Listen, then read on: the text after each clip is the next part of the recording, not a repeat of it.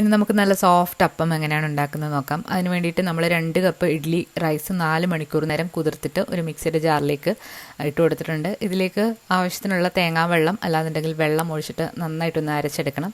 അരച്ചെടുത്ത മാവ് ഒരു പാത്രത്തിലേക്ക് മാറ്റുന്നുണ്ട്.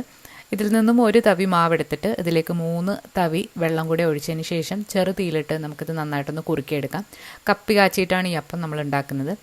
കപ്പി കാച്ചിയത് നന്നായിട്ട് തണുത്തതിന് ശേഷം മിക്സിയുടെ ജാറിലേക്ക് ഇട്ട് കൊടുത്തിട്ട് 1 കപ്പ് തേങ്ങയും 1/8 ടീസ്പൂൺ ഈസ്റ്റും അതുപോലെ തന്നെ 1 ടേബിൾ സ്പൂൺ പഞ്ചസാര 1 കപ്പ് വെള്ളം ഒഴിച്ചിട്ട് നന്നായിട്ടൊന്ന് അരച്ചെടുക്കുക.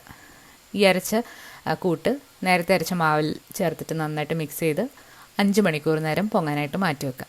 5 മണിക്കൂർ കഴിഞ്ഞാൽ ആവശ്യത്തിനുള്ള ഉപ്പും കൂടെ ചേർത്തിട്ട് അപ്പമാക്കി എടുക്കാവുന്നതാണ്. പാലപ്പമായിട്ടോ വെള്ളയപ്പമായിട്ടോ ഉണ്ടാക്കാം. ഇതിൻ്റെ കൂടെ കഴിക്കാനുള്ള ചിക്കൻ കറി നമ്മൾ ഇന്നലെ അപ്ലോഡ് ചെയ്തിട്ടുണ്ടായിരുന്നു.